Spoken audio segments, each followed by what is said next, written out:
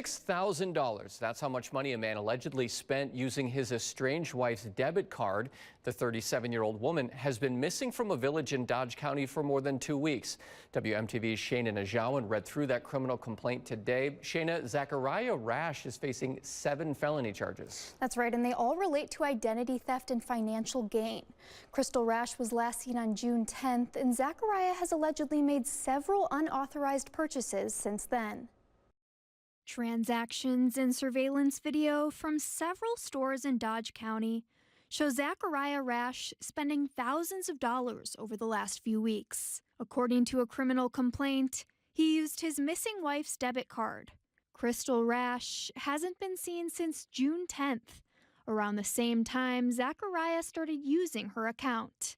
According to the Dodge County Sheriff's Office, motor oil, drain cleaner, and carpet cleaner were among the dozens of items he purchased over the past few weeks. When confronted by law enforcement about the transactions, Rash initially lied, the Sheriff's Office said, but eventually admitted to making numerous purchases without Crystal's consent. He also told law enforcement he hasn't seen his wife, adding the two are going through a divorce. A search warrant relating to the identity theft was executed. Zachariah's family's land searched on Wednesday. His car was found.